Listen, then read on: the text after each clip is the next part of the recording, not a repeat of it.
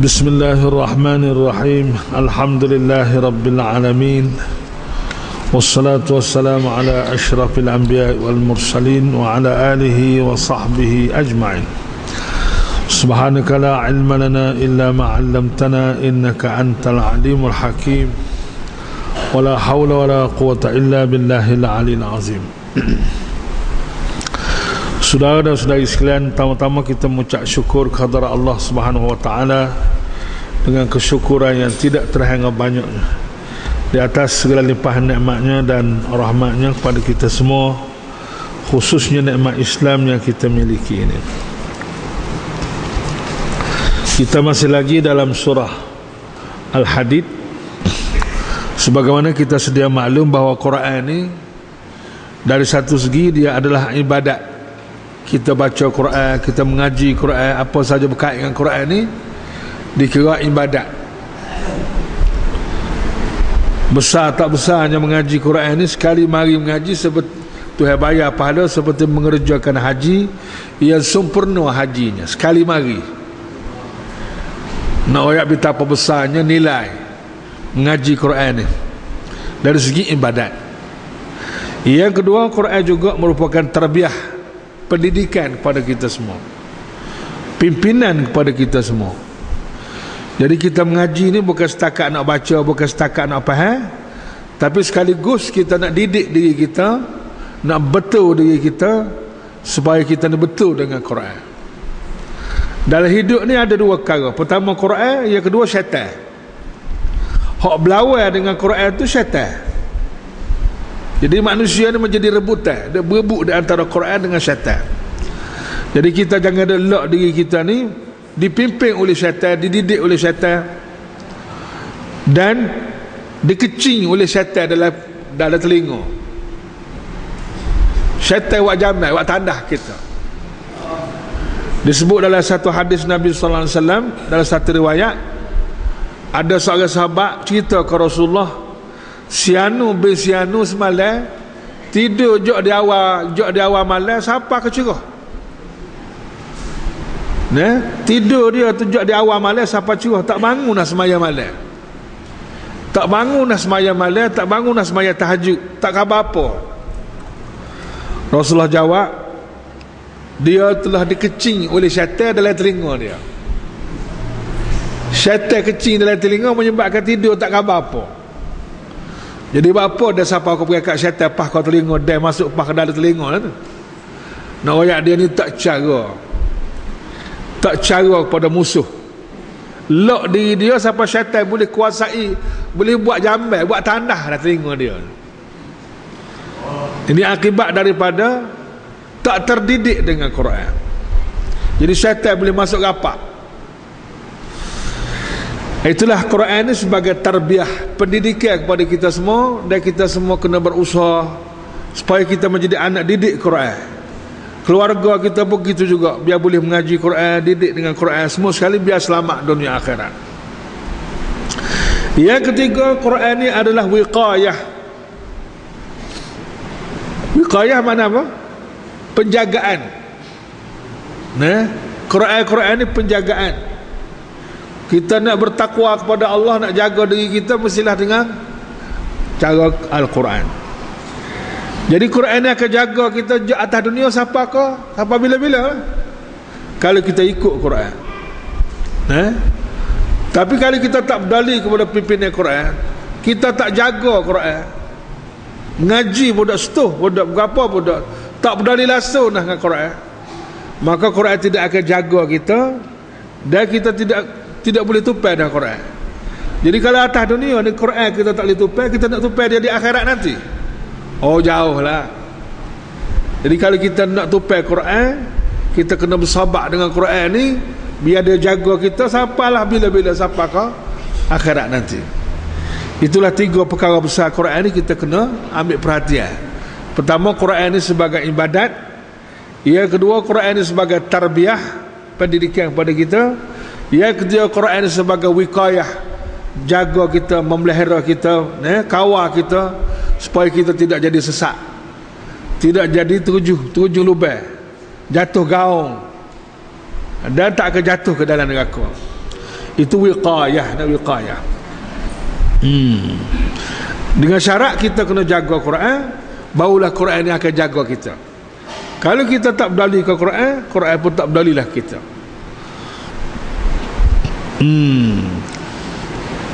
Jaga Quran ni nombor satu, kita senantiasa baca dia, faham, ambil berat dan ambil tindakan, dan seterusnya lah. Itu makna jaga. Ayat yang ketujuh dari hak kita baca saat ni ialah membicarakan soal pembelanjaan dalam hidup kita ni, soal harta, soal penggunaan harta, dan juga buat masalah peruntukan dan juga bajet dalam hidup kita. Sama ada bajet dan peruntukan tu untuk peribadi ke, untuk rumah tangga ke, untuk masyarakat ke, untuk persatuan ke, untuk negara ke, semua masuk belaka dalam ayat ni. Iaitulah masalah perbelanjaan dan masalah peruntukan yang kita nak guna dalam hidup ni. Setiap seorang ni, tuan-tuan semua, Tuhan buat bajet belaka dah, Tuhan buat peruntukan belaka dah. Start daripada dia lahir ke dunia ni sampailah dia mati, bajet dan peruntukan tu Tuhan buat siap-siap dah. Orang kita dah panggil rezeki tu. Jadi tinggal lagi ialah pengurusan kita lah pula, supaya rezeki hak Tuhan beri ni jangan dikhianat. Peruntukan hak Tuhan beri pada hidup kita ni jangan disia-sia. Itu atas kita lah. Maka kita yang menjadi pengurus ni, pengurus dari segi menggunakan bajet rezeki Tuhan beri ni, dia panggil khalifah. Dipanggil khalifah. Kita orang jaga ni. Nak rayaknya harta benda kau gapo atas dunia ni, kita bukan tuan. Harta hak Tuhan beri ni adalah hak Allah Ta'ala. Al-mal malullah. Harta ni harta Allah. Cuma kita ni diberi amanah oleh Allah untuk guna dan untuk jaga dengan baik. Jangan khianat, jangan pecah amanah. Tu. Biar boleh world view, pandangan alam tu biar betul ni. Dalam bab harta benda ni, harta ni harta Allah, bukan harta kita pada hakikatnya. Kita mari ke dunia ni tak ada bawa apa satu. Mari ke dunia ni telanjang bogel, tak ada bawa sorak benih pun. Kemudian selepas keluar daripada perut ibu, Allah Ta'ala tanggung semua, makan, minum, apa, pakaian, kenderaan, segala macam. Semua tu adalah harta Allah Ta'ala. Sebab tu kita kena bersyukur dan kita kena beriman kepada Allah. Aminu billah, berimanlah kamu kepada Allah. Siapa lagi yang lebih daripada Allah Ta'ala? Tak ada dah. Hak boleh beriman, hak benar-benar kena beriman ialah Allah Subhanahu Wa Ta'ala. Daripada minggu lepas kita sudah tahu dah Allah ni siapa dia, setara mana Allah Ta'ala ni. Itu kita dah belajar dah. Allah ni Tuhan yang mencipta manusia, mencipta langit dan bumi, mencipta segala-galanya. Segala-galanya Allah Ta'ala. Hingga sampai Allah disanjung, Allah dihormati dan ditasbih, dipuji di seluruh dunia, seluruh alam memuji Allah Ta'ala. Sebab Allah itulah segala-galanya, dan semuanya pakat duk tupai jasa Allah Ta'ala yang berlakunya. Itulah dia Allah. Selain daripada dia membekalkan kepada kita membekalkan kepada manusia ni kemudahan langit, kemudahan bumi, kemudahan itu, kemudahan ini untuk hidup, dan segala pengurusan yang berlaku pada Allah Ta'ala, Malaysia semua sekali, Allah Ta'ala juga memberi rezeki pada manusia untuk perbelanjaan hidupnya. Oleh kerana itu, nombor satu sekali dalam bab belanja ni, aminu billah, berimanlah kamu kepada Allah, wa rasulihi, dan rasulnya. Percayalah hak Tuhan rakyat, hak Rasul rakyat ni kena percaya. Sebab manusia ni dia akan hidup mengikut apa hak dia percaya. Kalau dia percaya tak betul, tak betul lah hidup dia. Kalau dia percaya betul, betul lah. Manusia ni dia akan hidup mengikut hak dia percaya.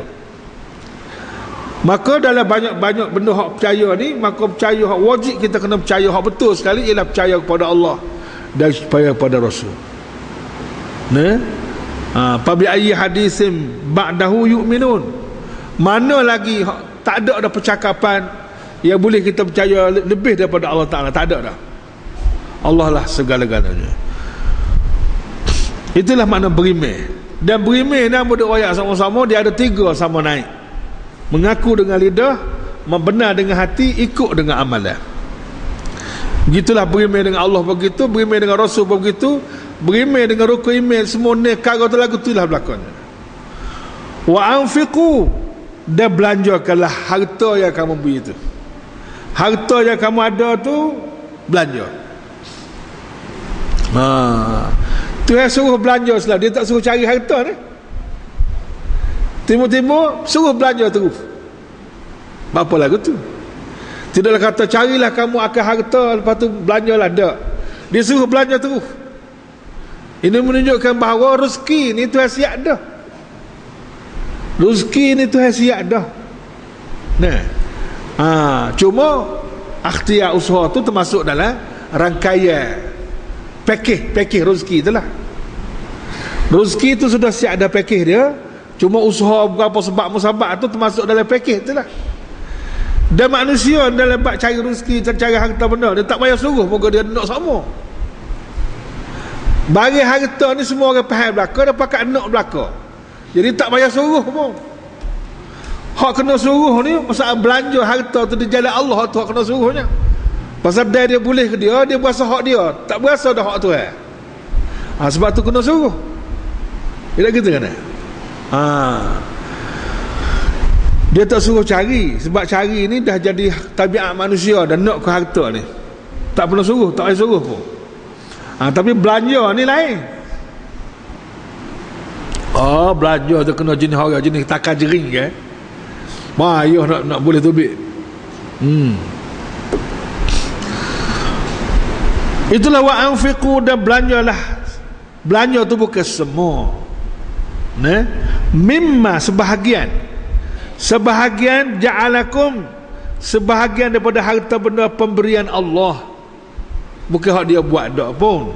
Harta pemberian Allah itu mustakhlafina fi, yang dijadikan kamu menguasai sebagai wakil.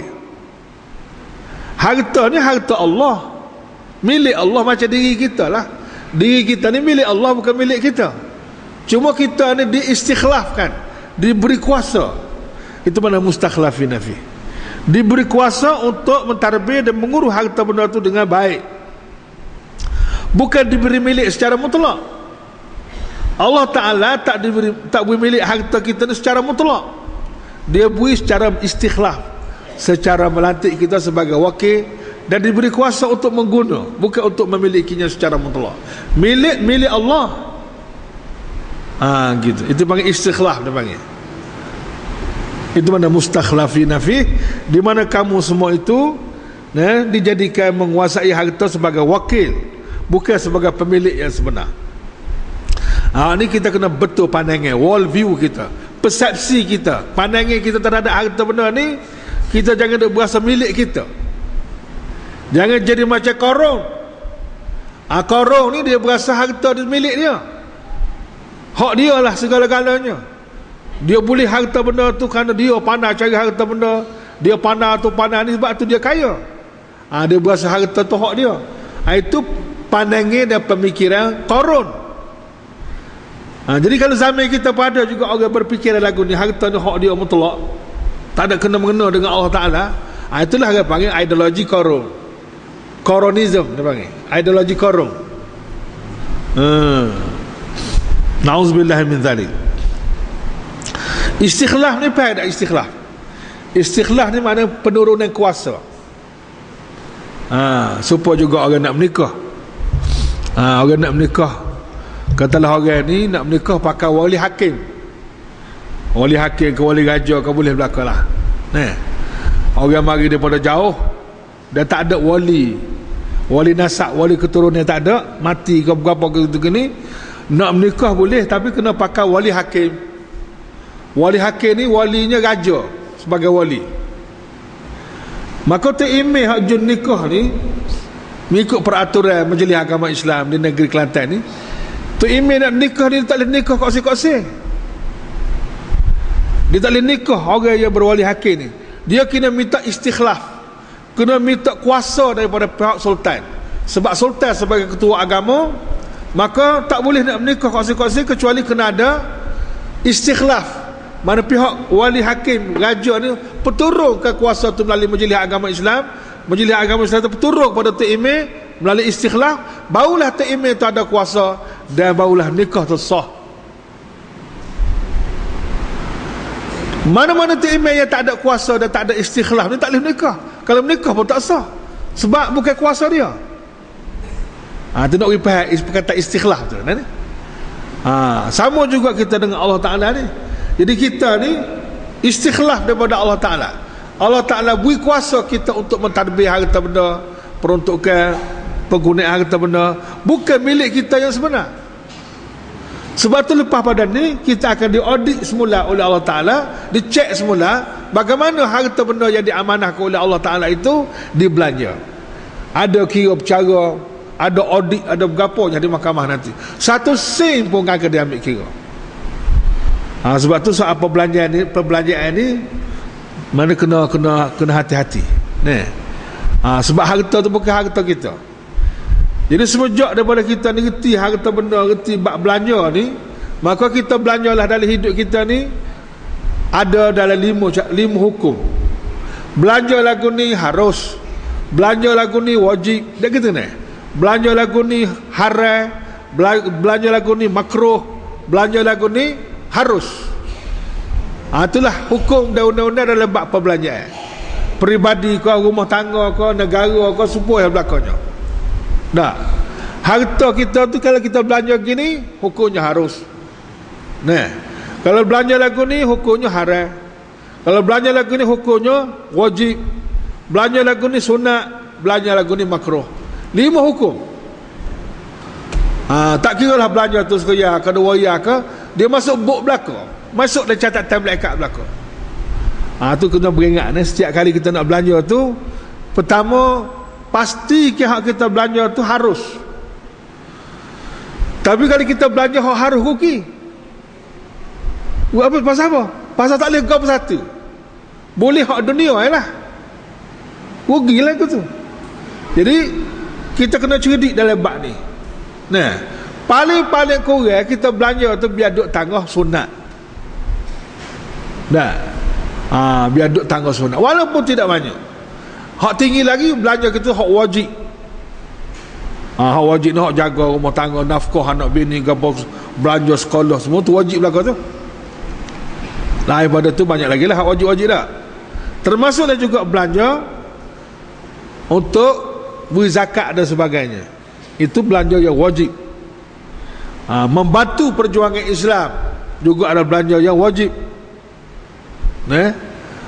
Kalau pakat tak bantu ke, Islam ni tak akan boleh dilaksana lah. Islam ni tidak akan hidup kalau orang Islam tak saya belanja bantu Islam. Di zaman Rasulullah SAW dulu, Islam boleh bergerak kerana perbelanjaan yang dibuat oleh sahabat-sahabatnya, isteri-isteri Rasulullah dan lain-lain. Tu. Jadi kena belanja kena belanja fisabilillah, barulah Islam ni boleh hidup. Kalau pakat kedekut belaka kak, jam lah Islam ni. Walau kerana pun belanja tu dalam 5 hukum sebut tadi lah. Jadi kita kena pasti hak kita belanja ni jangan bazir biar duduk tangga, wajib, sunat, dan paling-paling tidak harus. Jangan duduk belanja benda makruh, jangan belanja benda haram pun jangan belanja. Sebab tu sakit tubuh. Falladzina amanu minkum, maka orang-orang yang beriman di antara kamu, wa anfaqu, dan juga serta mereka membelanja sebahagian pada harta itu untuk Islam. Hak untuk diri itu pun untuk Islam juga. Hak wajib tu. Orang yang belanja untuk Islam ni, lahum ajrun kabir, mereka tetap beroleh pahala yang besar. Itu skim Allah Ta'ala, tawaran skim daripada Allah. Tuhan kata lahum ajrun kabir, mereka akan dibayar balik oleh kerajaan Allah Ta'ala dengan satu bayaran yang besar, hasil daripada kita belanja tu. Walaupun kita belanja harta Allah Ta'ala, tapi Tuhan bayar balik juga. Jadi belanja di jalan Allah ni tuan-tuan semua, Tuhan bayar lah ke mana? Seria kita belanja di jalan Allah, maka Tuhan bayar balik seperti kita belanja 700 riyal. Berapa kali ganda tu? Satu 700. Itu belanja di jalan Allah. Kalau kita belanja biasa ni 110 saja. Sedekah biasa katalah, sedekah biasa, orang mai minta sedekah biasa kita beri. Sedekah seria ke ataupun sebagainya diganda 110. Seria kita beri, Tuhan bayar balik seperti kita belanja 10 riyal. Tapi kalau kita belanja di jalan Allah untuk perjuangan Islam, untuk meninggikan agama Allah, dan apa untuk kebajikan nak bantu Islam ni, skim dia 1,700. 1,700. Supaya kita tanam padi, sebutir padi dia boleh 700 butir. Itu hak ganda. Itulah ajrun kabir. Ajrun mana upah yang besar. Sebab tu tuan-tuan semua kita kena buat peruntukan lah. Peruntukan yang wajib untuk kita dan keluarga, peruntukan yang wajib untuk perjuangan Islam. Itu dia. Membantu orang Islam, membantu orang miskin, membantu anak yatim, dia orang-orang yang memerlukan bantuan. Lil mali haqqun siwa zakah, kata Nabi. Bagi harta itu ada hak yang lain selain daripada zakat. Zakat itu tanggungjawab tahun ni. Selain daripada tanggungjawab tahun ni, ada lagi tanggungjawab lain yang kita kena guna harta. Wa ma lakum la tu'minuna billah, dan mengapa kamu tidak beriman kepada Allah? Apa alasan untuk kamu tidak beriman kepada Allah? Apa alasan untuk kamu tidak percaya kepada Allah? Tak ada alasan sebenarnya. Wajib dah kita kena percaya kepada Allah, sebab Allah itulah yang maha benar dan Allah itulah segala-galanya. Kalau kepada Allah pun tak percaya atau tak apa nak percaya, maka orang tu orang jenis orang tolak turuh lah. Bagaimana mungkin kamu tak percaya kepada Allah? War rasulu yad'ukum, sedangkan Rasulullah yad'ukum mengajak kamu litu'minu, supaya kamu beriman bi rabbikum, kepada Tuhan yang pera kamu. Nabi sallallahu alaihi wasallam mengajak manusia nombor satu sekali supaya manusia ni percaya kepada Tuhan yang mencipta dia, Tuhan yang mera ke dia. Anak selesai tu dulu. Sebab dia jadi satu masalah besar apabila seorang anak yang dipera oleh dua ibu bapa, tiba-tiba anak ni tak kenal mak pak, tak iktiraf mak pak dia, padahal mak pak dia lah yang pera dia jak kecil mengandung, pera jak kecil siapa dia besar sampai begitu ni. Tiba-tiba anak ni tak mengaku ini mak saya, ini ibu bapa saya. Ni hak sama-sama manusia ni. Hak lebih berat lagi ialah manusia, ya Tuhan buat dia daripada tak ada jadi ada, Tuhan jaga segala-galanya, makan minum semua sekali keperluan hidup. Tiba-tiba dia tak kenal Allah Ta'ala, tak kenal Tuhan, dia tidak iktiraf Allah Ta'ala, tak percaya kepada Allah. Ini lebih teruk daripada anak yang tak percaya dan anak tidak iktiraf ibu bapa dia. Berbagai anak berapa tak tahulah. Bukan anak tu tak tahu, dia dikandung oleh ibu dia, dipera oleh ayah dia, dijaga dengan sebaik-baiknya, jak kecil sampai ke besar. Tiba-tiba dia diraka, tak percaya, tidak iktiraf ibu bapa dia. Dan dengan Allah lebih-lebih lagi lah. Dan Rasul semua menyuruh kamu litu'minu bi rabbikum, untuk kamu beriman dengan Tuhan kamu. Wa qad akhadha mitsaqakum, dan Allah telah mengambil janji setia daripada kamu untuk beriman. Tidak beriman itu ialah untuk orang kafir lah. Jadi orang kafir orang tak beriman pada Allah, apa halangannya yang menyebabkan tak beriman itu? Sedangkan Allah sendiri pun, kamu kena ingat balik, telah buat satu aku janji. Aku janji dengan manusia ni semasa duduk di alam roh dulu. Semasa kita dalam bentuk roh lagi dulu, Allah Ta'ala panggil semua roh-roh ni, dan Tuhan kata alastu bi rabbikum, tidakkah Tuhan aku ni Tuhan yang pera kamu, yang buat kamu daripada tak ada kepada ada, yang jaga kamu segala-galanya. Semua roh jawab qalu bala. Nah, semua roh pakat jawab lagu tu berlaku.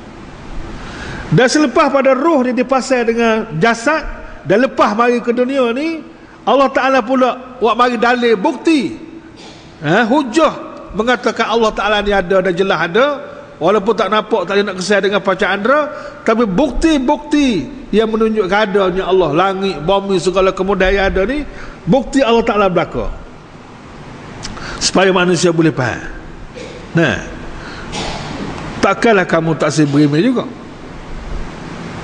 Dan Allah Ta'ala sudah berjanji dengan kamu dah masa dulu, dan jika kamu hendak berimeh, wa qad akhadha mitsaqakum, Allah telah buat janji setia kepada kamu untuk berimeh di akhirat dulu, di alam roh. In kuntum mu'minin, jika kamu nak berimeh, maka jelas dalil-dalilnya dan bukti-buktinya, kamu boleh percaya. Buktinya adanya Allah, bukti berkenaan dengan Allah ni cukup-cukup jelas. Huwallazi yunazzilu, dan dialah juga yang menurunkan, yunazzilu ni menurunkan ala abdihi, kepada hambanya. Yang dimaksud dengan hamba ni silah Nabi Muhammad sallallahu alaihi wasallam. Allah Ta'ala nak panggil Nabi Muhammad ni dengan panggilan yang tinggi kedudukannya, sebagai hamba. Maknanya Allah Ta'ala iktiraf Nabi ni sebagai hamba. Kita ni tak tahulah Tuhan iktiraf kedok sebagai hamba. Nah, sebab apa Nabi dipanggil oleh Allah sebagai hamba? Sebab Allah Ta'ala iktiraf dia hamba, dan Nabi sudah berjaya dan menjadikan dirinya sebagai hamba Allah yang diiktiraf. Kita ni tak tahulah Tuhan iktiraf kedok je. Takut kita berasa hamba Allah, padahal Tuhan kata tak apa. Macam mana kamu nak mengiktiraf, nak kata kamu ni hamba Allah, hamba aku, sedangkan kamu ni nak jadi hamba nafsu, hamba syaitan, hamba dunia, hamba manusia. Hamba aku kat mana? Itu satu hal kat tu. Seseorang itu tidak akan boleh jadi hamba Allah yang sebenar selagi dia tidak berjaya membebaskan dirinya daripada jadi hamba nafsu, hamba syaitan, hamba dunia, hamba manusia. Setelah dia bebas boleh jadi daripada itu semua, barulah dia boleh jadi hamba Allah yang sebenar. Dan Nabi SAW orang yang sudah berjaya membuktikan dia sudah membebaskan dirinya daripada hamba nafsu, jadi hamba syaitan, jadi hamba dunia, jadi hamba manusia. Sebab tu Tuhan sendiri panggil hamba ke dia. Pasal dia iktiraf. Dan itulah pangkat yang paling tinggi dalam hubungan kita dengan Allah.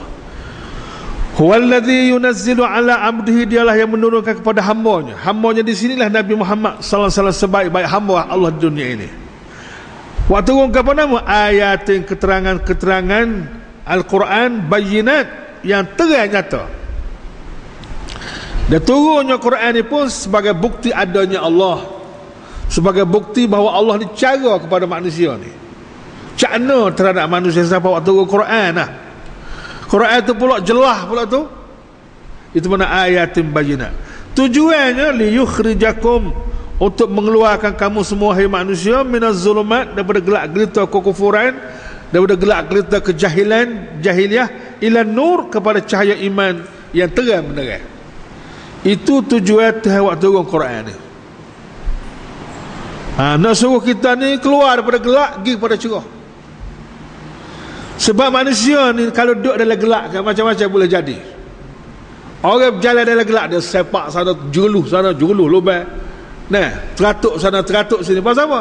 Pasal dia tak nampak, dia duduk dalam gelap.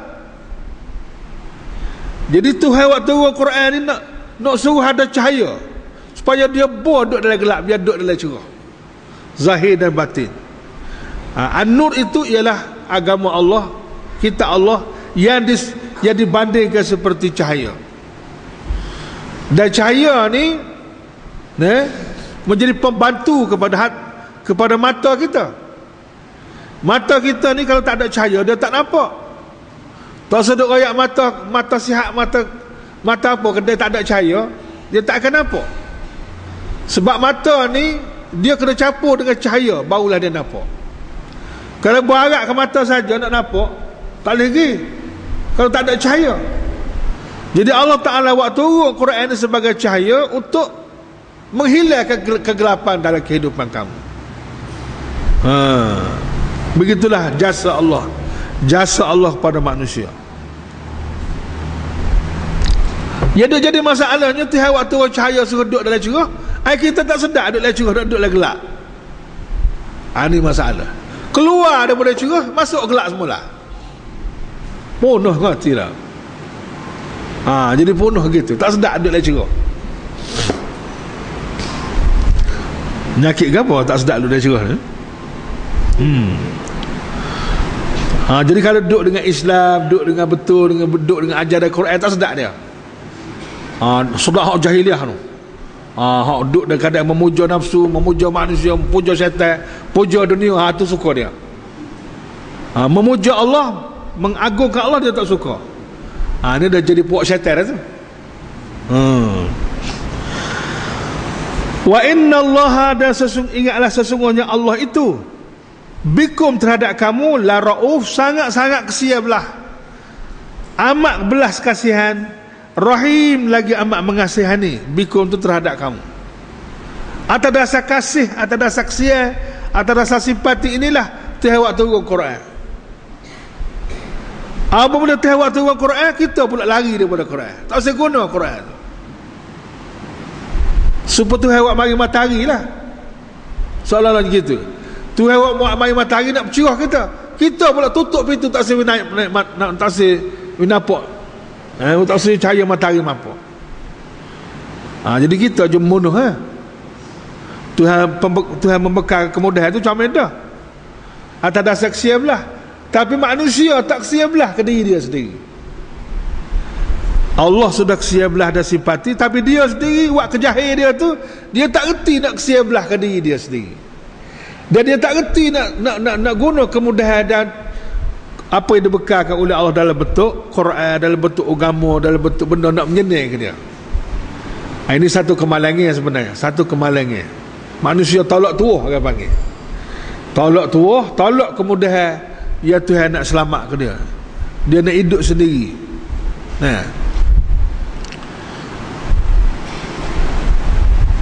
Supaya bandingnya, buat bandingnya sama-sama.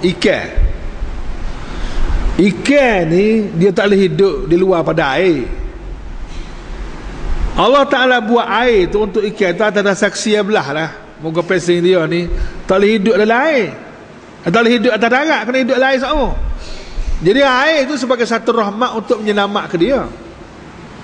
Tapi ada setengah-setengah ikan tadi buat duduk dalam air ni dah ketinggalan zaman, tak maju, duduk dalam air seumur, sejak kecil sampai besar, tidak bebas daripada air.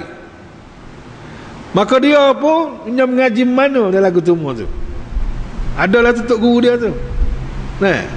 Lalu dia nak bebas, nak cari kebebasan hidup, tak usah terikat dengan air lagi, nak maju lebih hebat lagi. Maka dia pun lompatlah tubik daripada air tu. Apabila lompat tubik daripada rahmat air tu, jadi temu dengan kau. Apabila lompat tubik daripada air, bertemu dengan darat lah.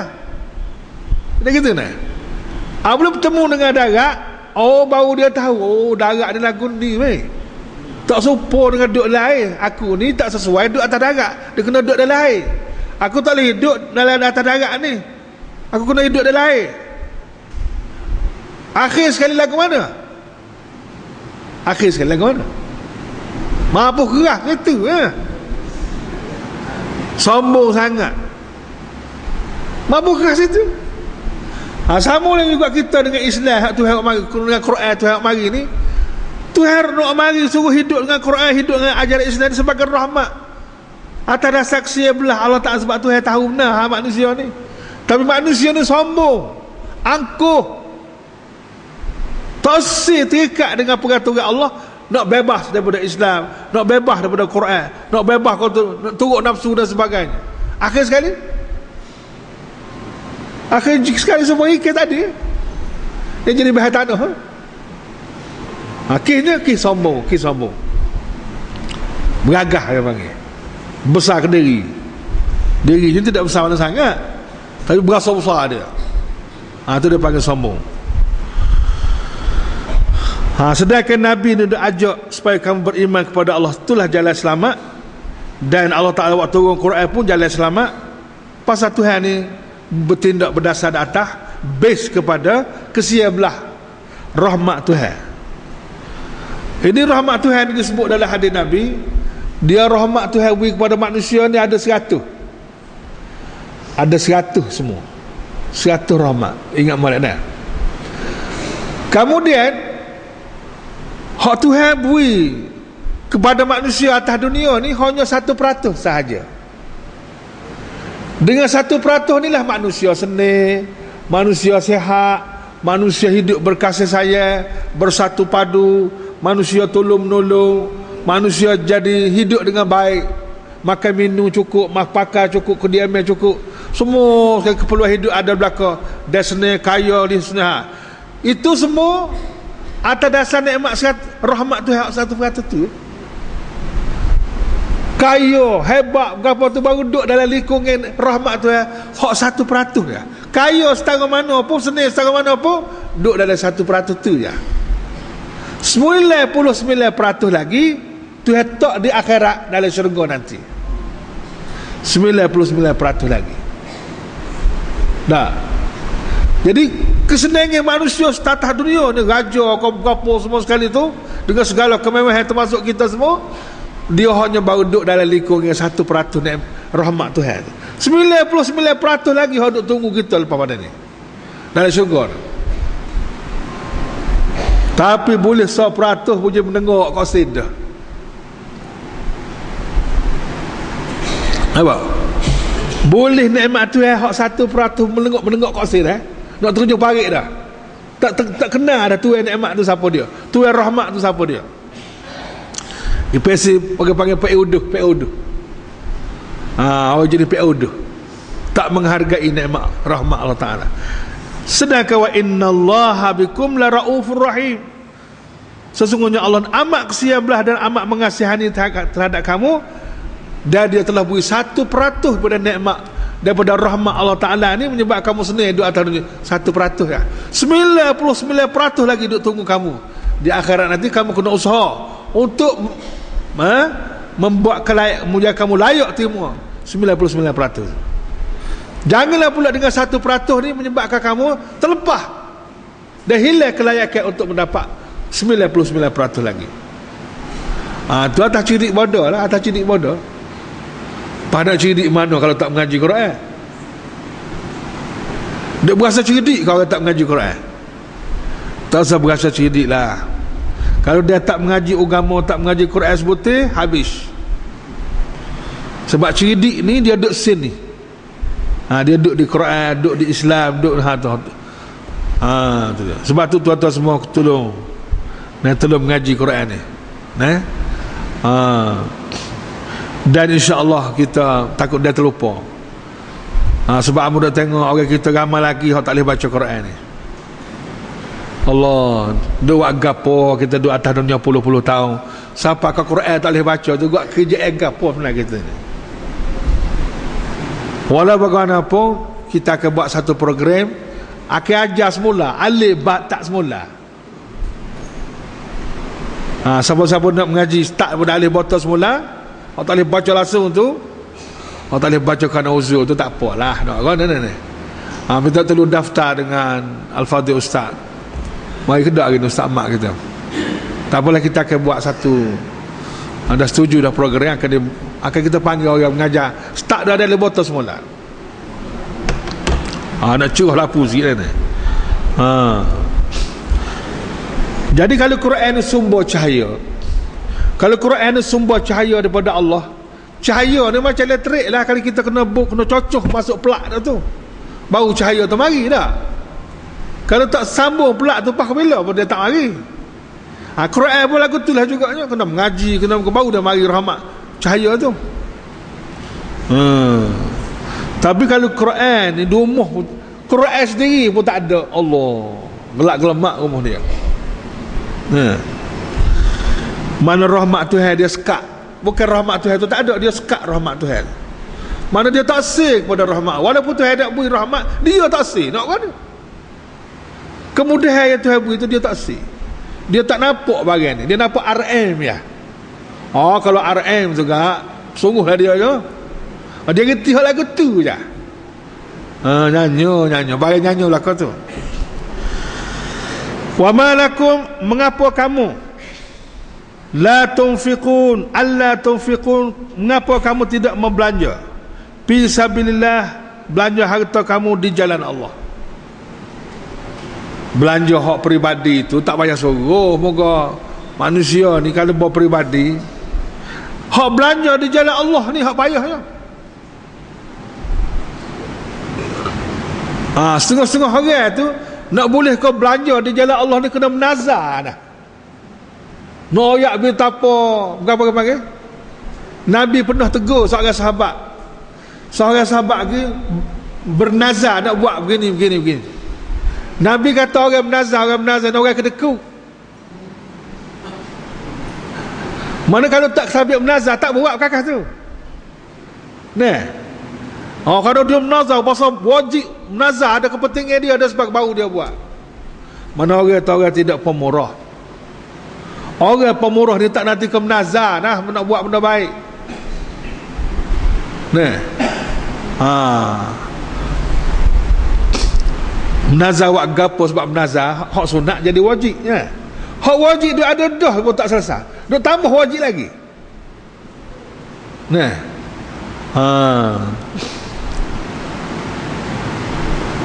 Banyak kerja-kerja Islam yang terabai dan terbiar, dia tak seguna harta dia untuk membantu.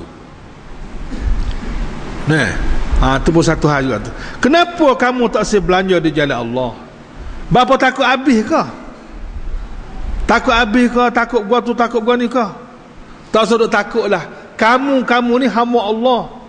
Hamba Allah ni makhluk Allah. Dia Allah Ta'ala duk jaga, duk tanggung kamu ni jok jamin roh lagi ya. Allah Ta'ala duk tanggung harta benda kamu makan minum semua sekali. Bukannya harta kamu. Tu kena faham balik. Allah ni maha kaya. Tak usah dekut lah. Kalau kamu belanja di jalan Allah, bukan mana habis sehabis-habis. Itu harta kamu yang kamu simpan di sisi Allah. Lepas tu pula Allah Ta'ala akan ganti hak lain pula hasil daripada kamu duk belanja di jalan Allah. Dia tak akan habis. Sebab Tuhan maha kaya. Biar faham balik dia. Harta ni harta Allah. Tak cukup Tuhan tambah lagi. Dan kamu boleh buat permohonan. Boleh buat permohonan kepada Allah kalau tak cukup tak?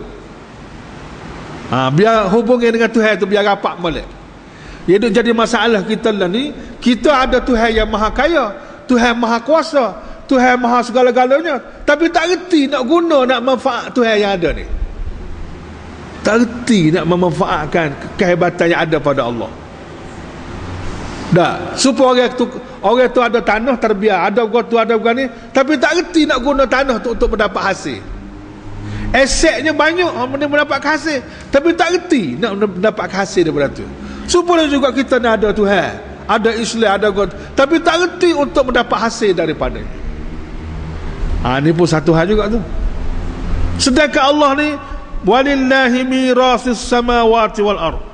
Padahal Allah jualah yang mewarisi langit dan bumi serta segala isinya. Harta hak Tuhan beri kepada kamu ni, kalau kamu mati jatuh ke anak, kalau anak kamu mati jatuh ke cucu. Begitulah jujuk sekali. Akhir sekali semua manusia mati. Semua manusia mati, tak ada berapa dah atas dunia ni. Siapa dia jadi pewaris pada masa tu? Waris pun mati habis dah. Pada masa tu harta tu kembali semula kepada Allah Ta'ala. Pada masa tu Allah pula jadi waris. Dia ambil harta yang dia beri kepada kamu itu. Ujung jatuhnya lagu tu lah. Jadi apa yang kamu duk sayang, duk kedekut kamunya? Moga bagi dan bagi hak Tuhan. Kalau kamu tak belanja apa, habis akan jadi klik ke Tuhan juga.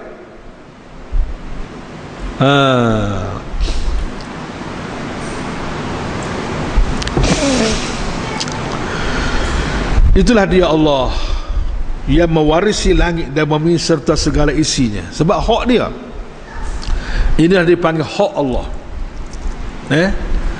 Ni hak Allah ni pun orang kita tak apa ni sangat. Tak ada pertubuhan pun yang jaga hak Allah ni. Ada pertubuhan di dunia hari ni, pertubuhan menjaga hak-hak Allah ada? Tak ada. Hak dalam bab undang-undang ke, hak dalam bab apa pun tak ada pertubuhan. Tapi kalau hak asasi manusia ada. Ada pertubuhan dah jaga hak asasi manusia ni, supaya jangan diceroboh hak asasi manusia ni. Tapi hak Allah Orang duk ceroboh main-main ya. Sama ada peribadi, sama ada pertubuhan, sama ada kerajaan, duk ceroboh hak-hak Allah ni. Dia tak ada sebut dia kata apa. Nah, ni pun satu penyakit juga ni. Kenapa? Sebab orang duk berasa Allah ni ada, dia macam tak ada ya. Adanya Allah ni macam tak ada ya. Ada tangga tu yang barunya. Pasal apa? Pasal Allah tu tak nampak, Allah tu tak serupa dengan makhluk, Allah tu tidak begitu, tidak begini, akhir sekali gaib, tak tahu ke mana Allah tu. Mentang-mentang Allah tu tak serupa dengan segala makhluk, jadi dilayan sebagai tak ada. Adanya Allah tu macam tak ada. Sebab tu tak sensitif sangat.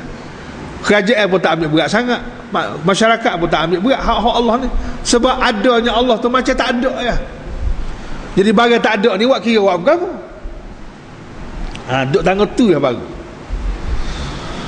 Sedangkan segala langit bumi ini adalah hak Allah, harta Tuhan. Takkanlah kamu tengok langit bumi ni dengan seguna hebat, tak reti lagi adanya Allah tu.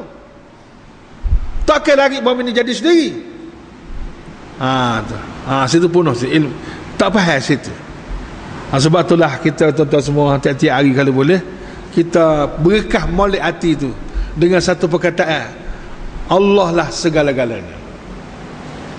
Berkah, nak berkah hati ni, Allah lah segala-galanya, supaya adanya Allah tu dirasai. Dan adanya Allah tu dirasai, dan adanya Allah tu dihormati, dan diambil kira walaupun Allah tidak serupa dengan makhluk, memang tetap dia ada cara-cara dia. Dan walaupun kita tak boleh tengok Allah Ta'ala dengan cara dia tu, tapi semua makhluk yang ada ni bukti adanya Allah Ta'ala. Benda yang berlaku ni tidak berlaku secara kebetulan. Semua ni melalui pengurusan ada Tuhan semua sekali. Tuhan itulah dipanggil Allah.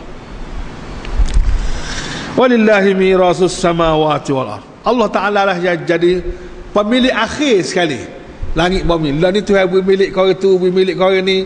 Bumi ni Tuhan bagi kerajaan tu, kerajaan ni, kerajaan Amerika luah ni, kerajaan Jepun luah ni, kerajaan Malaysia luah ni. Tu hak dalam bentuk kerajaan, dalam bentuk peribadi pula. Tapi akhir sekali mati belaka tu. Kerajaan Malaysia pun akhir mati, Jepun, kerajaan Jepun pun berakhir juga. Kalau semua kerajaan-kerajaan atas dunia ni mati belaka, bumi ni jatuh ke siapa? Jatuh ke Tuhan asal? Lagu tu.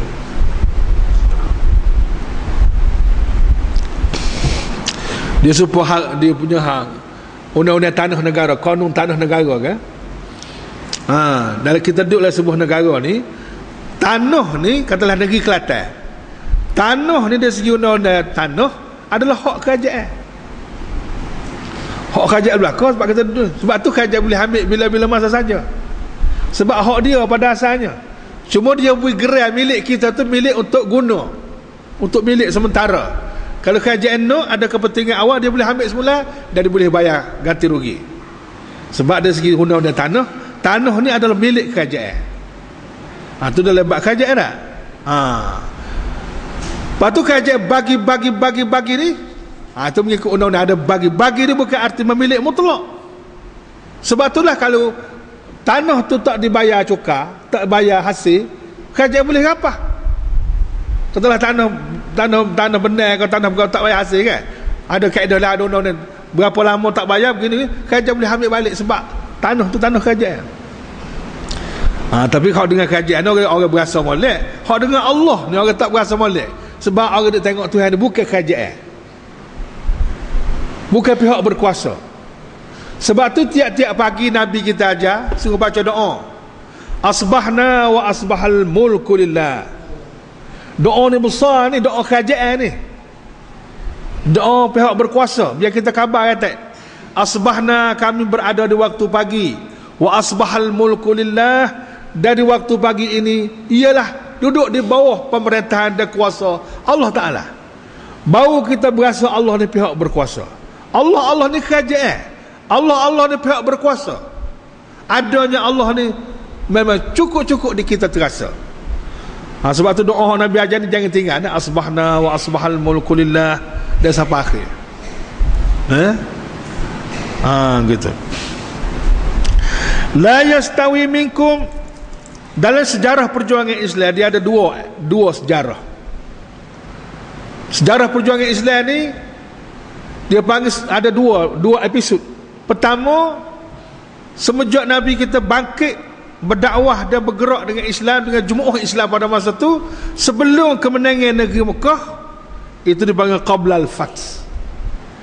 Maknanya Nabi kita bergerak sebelum ada kerajaan. Nabi kita buat kerja Islam sebelum ada kerajaan. Itu satu period, satu masa, satu tempoh sejarah. Kemudian masa tu memang cukup payahlah, buat tak ada kerajaan kan. Jadi kena guna duit sendiri, kena guna duit isteri Nabi sendiri pun guna harta benda Siti Khadijah, kena guna duit poket sahabat-sahabat, sebab tak ada kerajaan tu kata nak membiayai perjuangan Islam ni. Maka susah Tuhan lah punya tahu. Hingga siapa Khadijah isteri Rasulullah tu seorang jutawan pada asalnya, tapi pada hari matinya habis harta bendanya kerana perjuangan Islam. Habis. Sama juga dengan sahabat-sahabat yang lain. Berjuang Islam tak boleh setara ni Allah habis harta, habis nyawa. Sebab tu kita generasi yang terbaru, generasi kita biar reti bahasa, biar menghormati dan menghargai sejarah perjuangan orang-orang zaman dulu. Kita ni jom melanjutkan perjuangan, jaga Islam je. Hak tebah-tebahnya, hak berlawan dengan gajah rimanya tak ada dah zaman ni. Hak berat-berat lah. Kemudian belanja selepas pada kemenangan negeri Mekah. Belanja lepas kemenangan negeri Mekah ni, belanja tu ringin dah sebab kerajaan sudah ada. Mekah sebagai kerajaan pusat, Mekah ni sebagai kerajaan pusat lah kalau kita negara, sudah mendapat kemenangan bagi pihak Islam.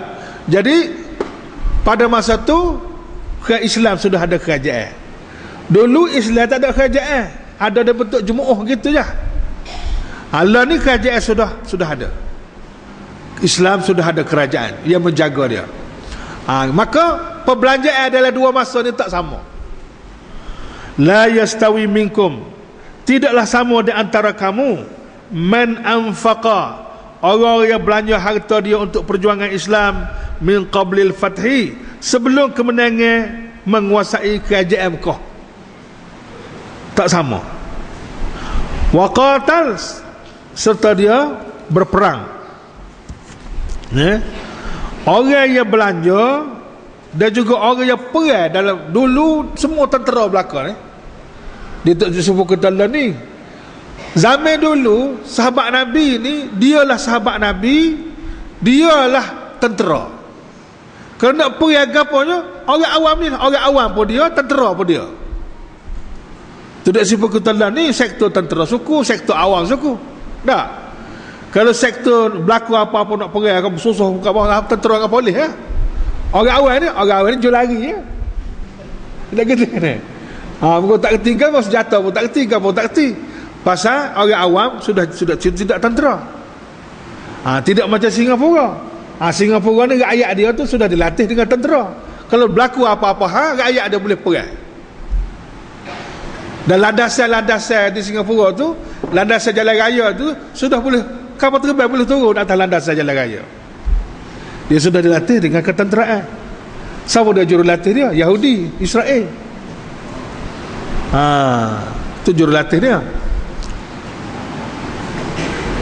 Panjang lepas cerita sini. Tapi nak ayatnya sampai dulu, sahabat Nabi ni orang awam, dia juga tentera. Kalau berlaku apa-apa nak perang, inilah orangnya. Kalau punya tayin nak pergi masjid, inilah orangnya. Orang tu lah. Tak. Kalau orang nak mengaji, ni juga orangnya. Kita sekarang punya tayin nak pergi mengaji, boleh kira lah ni orangnya. Punya tayin semaya, ni orang lagi. Punya tayin nak perang, tak ada orang habis. Punya tayin susah-susah sikit, tak ada dah orang hak mengaji, tak ada dah. Kecuali orang hak kuat-kuat ya. Dia jadi tak sama. Tambah-tambah lah ni banyak pula pemimpin tu, pemimpin ni jadi dulu pemimpin sah, Rasulullah yang pemimpinnya. Semua orang turut Rasulullah belakang, turut Islam belakang. Allah ni ada hak turut Islam, ada hak turut syaitan, jadi payah banyak pimpin ni. Dia pecah belah habis orang. Ulaika, orang-orang ni lah mereka inilah a'zamu darajatan, mereka itulah lebih besar derajatnya, kedudukannya, minal ladzina anfaqu, daripada orang yang belanja harta benda dia, min ba'du, selepas pada tu, lepas pada kemenangan negeri Mekah, wa qatalu, dan mereka juga perang. Ini soal masa, soal susah tak susah dah. Orang perang, orang berjual sebelum kemenangan negeri Mekah dengan belanja sebelum pada tu, dengan orang berjual lepas pada kemenangan negeri Mekah, selepas kerajaan Islam sudah ada dah, sudah beza dah, tak sama, tak sama.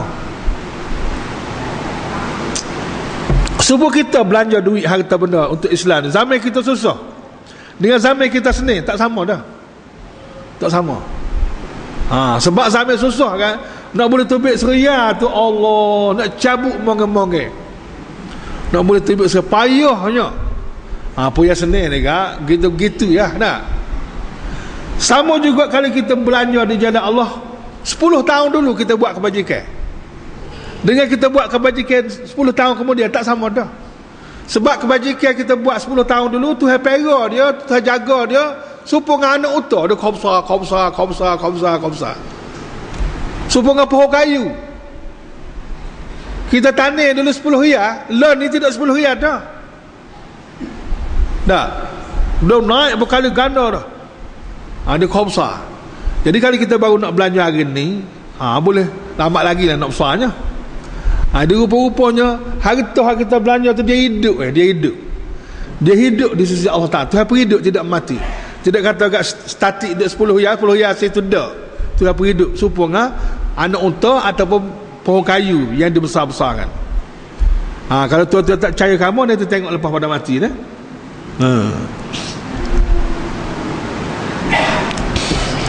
Jadi orang yang belanja sebelum kemenangan negeri Mekah dengan lepas tu tak sama dah. Sebab dulu susah. Lepas negeri Mekah ni senang dah lah. Banyak dah senang kan. Walau bagaimanapun, wa kullan, tiap-tiap satu puak daripada kedua-duanya, wa'adallahul husna, Allah Ta'ala janjikan balasan yang sebaik-baiknya belaka.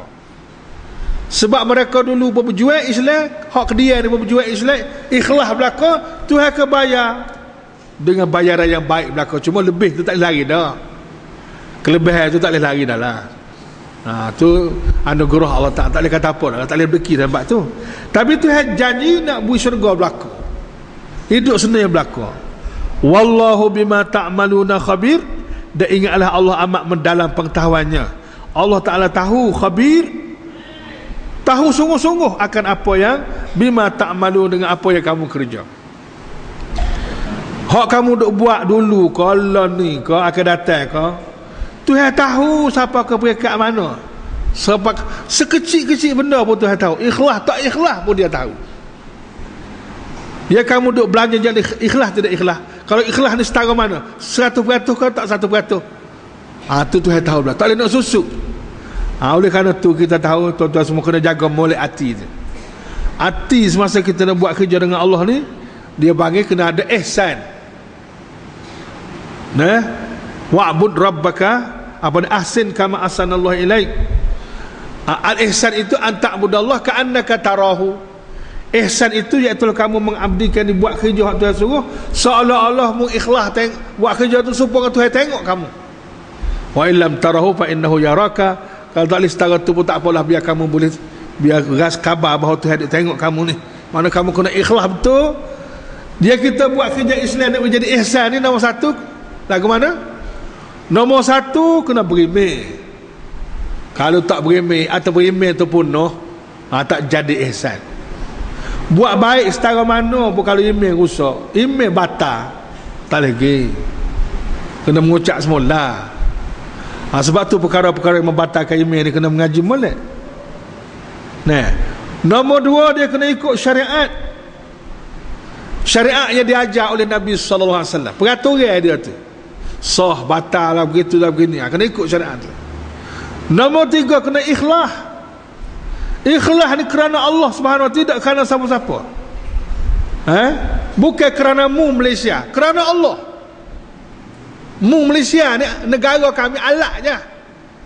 Kamu bukan berhala, kamu bukan Tuhan.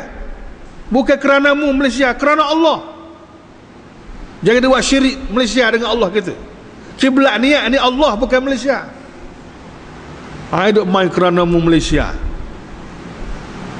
Nah, kerana-mu ya Allah aku buat kerja ni, dan aku tidak memberhalakan Malaysia ni. Tu kena ikhlas molek. Nah, bukan kerana negara, bukan kerana pemimpin, bukan kerana siapa, kerana Allah. Sebab Allah telah segala-galanya. Tu ikhlas kan panggil. Nombor 3, kena jaga perkara-perkara yang membatalkan iman dan perkara-perkara yang membatalkan amalan kita. Baru dia jadi ihsan. Ada tu. Nak suruh amalan kita jadi ihsan, jadi baik, kena ada 4 perkara. Nombor 1 berimeh, nombor 2 ikut syariat, nombor 3 ialah apa tadi? Ikhlas. Nombor 4 jaga daripada perkara-perkara yang membatalkan, perkara-perkara yang membatalkan. Allah, kita sedih lah baru ni hak berlaku di kampung sana juluk sikit tu. Nak royaknya tu hak pergi ikan patin kan? Dia biluk bila Allah, dia pergi ikan tu betul dah, betul malak dah. Ikan besar-besar nak boleh jual dah, berpuluh ribu harga ikan. Tapi ada pengkhianat, adalah warna kita tak tahu asalnya, nyagi racun, bubuh tubuh racun, mampu habis ikan tu. Allah teriak tu dia. Nah, begitu juga amalan kita kan. Sebab apa ikan tu pera dengan baik, beri makan ikut peraturan belakang dah, ikhlas, jujur, molek. Tapi lagi racun tu. Nah, kena racun habis. Supaya juga amalan kita. Amalan kita ni berimeh dah, ikut syariat dah, ikhlas dah.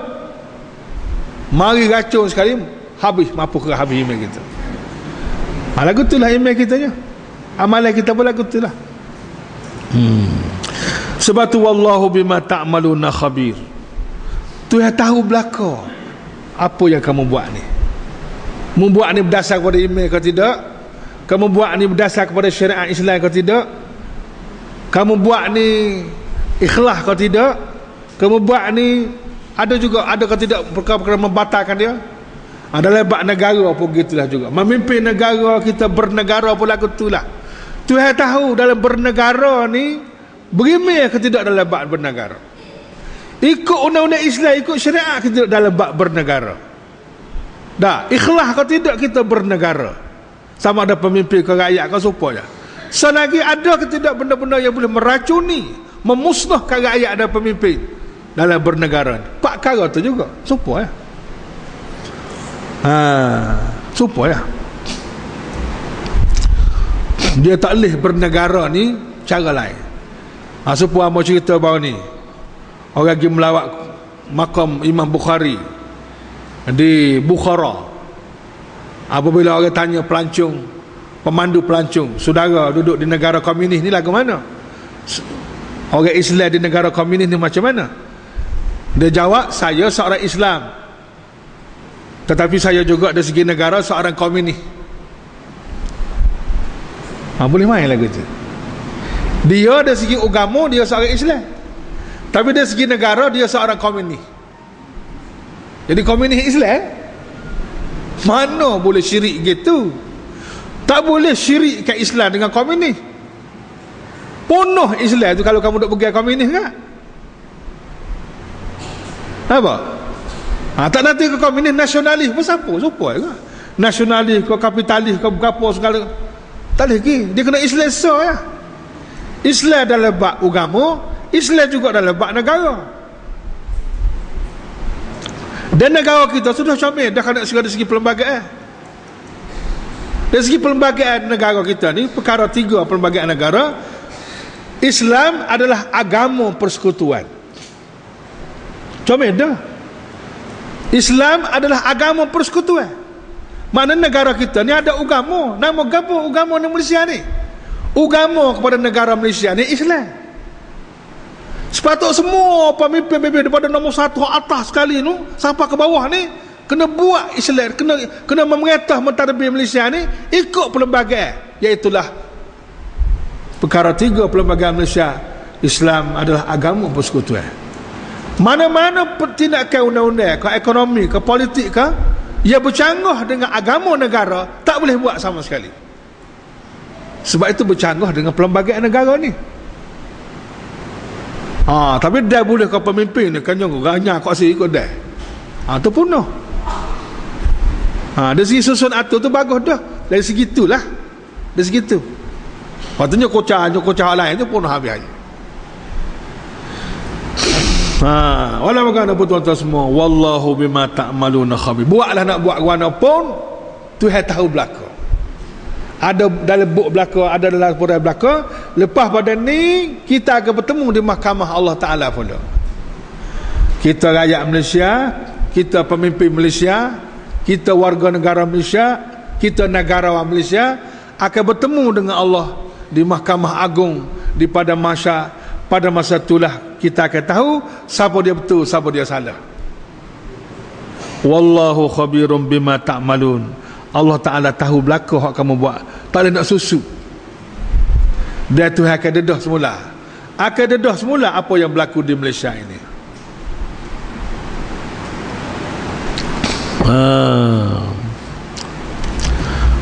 Kemudian tuan-tuan semua, Allah Ta'ala buat bandingnya. Orang yang belanja harta benda di jalan Allah ni seolah-olah dia beri pinjam. Ini bandingnya, perbandingnya. Seolah-olah Allah kita ni beri pinjam kepada Allah, lepas tu Allah Ta'ala akan bayar balik. Ini serupa dengan kerajaan juga. Kerajaan buat bond, tahu bond? Apabila kerajaan nak pakai duit, dia buat bond, jual ke rakyat. Rakyat beli bond ini dengan jaminan kerajaan. Siapa satu tempoh masa, kerajaan akan bayar balik bond yang kita beli itu berlipat kali ganda, dengan keuntungan yang berlipat kali ganda. Itu dipanggil bond kerajaan. Kerajaan jual bond, kita beli bond tu, dan siapa tempoh mata dia bayar balik dengan bayaran yang besar keuntungan dia. Kita dengan Allah pun ada juga Tuhan tawar. Man zalladhi yukridullah. Siapa ke orangnya yang mahu memberi pinjaman kepada Allah? Hak tadi rakyat beri pinjam ke kerajaan. Dalam bentuk bond lagu tu beli bond. Lala ni kita buat kebajikan di jalan Allah ni, belanja harta benda jalan Allah ni, supaya kita beli bond hak kerajaan tadi juga. Cuma hak ni kita beli bond hak Allah Ta'ala sendiri. Seria, ikutlah berapa pun tak kisahlah kamu belanja di jalan Allah tu. Kamu belanja untuk agama Allah tu. Hak kamu duk belanja untuk diri kamu tu tak payah suruh dah nenek. Hak kamu duk belanja untuk keluarga tu memang tak lagi dah. Sebab hak tu kalau tak belanja terasa benar. Tapi kalau tak belanja nak tolong agama Allah dia tak terasa sangat. Siapa yang sanggup beri pinjaman kepada Allah, mana Tuhan tak perlu pun, tapi nak buat bandingnya. Tuhan pinjam ke Tuhan qardan hasanah, sebagai pinjaman yang baik, pinjaman yang ikhlas. Fayudha'ifahu, supaya Allah melipat gandakan balasannya. Kalau dengan kerajaan pun kita beli bond, kerajaan pun besar dia punya untung Kalau beli bond Allah Ta'ala dalam bentuk buat benda-benda hak dia tawar ni kan, Tuhan bayar ni berlipat kali ganda. Kira lah hak paling itu sekali 1,700 banyak lagi hak lebih pada tu. Wallahu yudha'ifu liman yasha. Allah Ta'ala beri lipat ganda lagi kepada siapa yang dia kehendaki. Walahu ajrun karim. Selain daripada itu dia beroleh pahala yang besar. Selain daripada Tuhan beri pahala, ada lagi satu bayaran namanya ajrun karim, iaitulah pahala yang besar. Asal mana ajrun ni bayaran yang besar. Selain daripada bayaran pahala, Tuhan beri syurga pula besar lagi. Ni kira keuntungan yang tak boleh nak royak lah. Syurga ni kan. Itulah dia tuan-tuan semua. Kita kerja dengan Allah Ta'ala ni tak rugi sama sekali. Tak rugi. Tak sedut rusing. Dia tak sedut berasa orang panggil rugi. Tak ada sedut berasa habis. Dengan Allah Ta'ala ni, dia simpan harta kita tu. Itulah harta kita yang sebenar. Harta kita yang sebenar dan hakiki dan abadi, yang kita boleh dapat manfaat sampai bila-bila. apa boleh kita simpan benda ni di sisi Allah dengan cara kita buat kebajikan untuk membantu agama Allah, perjuangan Islam dan sebagainya. Gitu. Itu dari segi syarah. Tuan-tuan dari segi dengar. Biasanya ajar syarah ni tak boleh dengar. Sebab abah lah, orang bawa abah kan, driver tak boleh dengar. Driver dengar kan, 7 pagi abah tu. Tapi dia punya passenger boleh dengar. Nah. Jadi puas-puas dengar dengar. Walaupun haji berayak haji dengar ni boleh pahala belaka dah. Seperti yang mengerjakan haji yang sempurna hajinya. Pada duk jenera tu, Muhammad jenera sini. Ada hasil? Tak? Hamba rasa kena pakat kerayak lah. Kepada orang-orang yang tak berasa besar lagi mari mengaji tu, tolong syarah balik tak? Nak ambil mana tuan-tuan semua, sekali mari mengaji Tuhan bayar seperti mengerjakan haji yang sempurna hajinya. Nak cari mana lagi? Nah, bukannya mari mengaji ni payah, kena naik kapal terbang, motosikal, kena payah gapo, kat mudah sangat kan. Tapi hak Tuhan tawar ni kalau tak sih tak ada arah nak mana. Setakat itulah yang baik semua daripada Allah Ta'ala, dan yang kurang itu daripada kelemahan diri hamba sendiri, yang meminta maaf banyak kalau ada kesilapan. Wassalamualaikum warahmatullahi ta'ala wabarakatuh.